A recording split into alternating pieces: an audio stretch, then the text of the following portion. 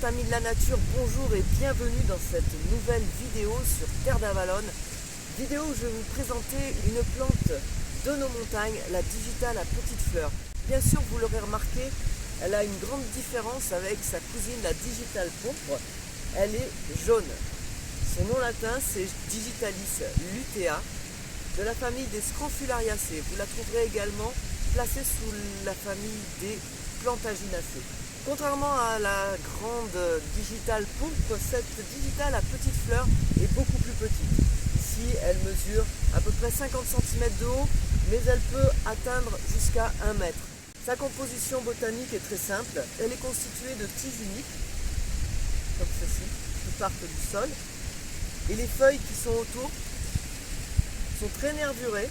À la base, elles seront dites pétiolées car elles ont une légère petite tige qui les rattache à la tige principale. Mais très vite, elles se présentent sous forme sessile, c'est-à-dire qu'elles sont collées, que le limbe, que la partie verte de la feuille est collée à la tige principale. Côté fleurs, l'inflorescence porte des clochettes jaunes dont la floraison va s'étaler de juin à début août. Donc ici on peut voir que certaines fleurs sont déjà fanées, les fleurs du milieu sont en plein épanouissement et il reste des boutons à venir. C'est une fleur qui attire énormément les insectes pollinisateurs qui rentrent dedans dans ces tubes pour aller les butiner.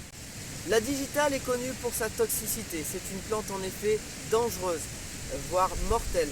2 feuilles de digitale ingérées sont létales pour un adulte, donc il est fortement déconseillé de l'accueillir pour en faire des bouquets montagnards. Préférez-lui d'autres plantes moins toxiques comme l'achillée millefeuille ou encore le trèfle.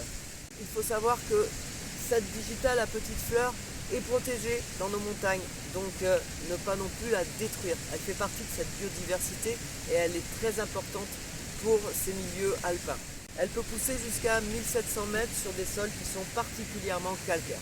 Pour ses vertus médicinales, la digitale pourpre a été étudiée, mais ses niveaux de toxicité sont tels qu'en phytothérapie, son usage est complètement proscrit.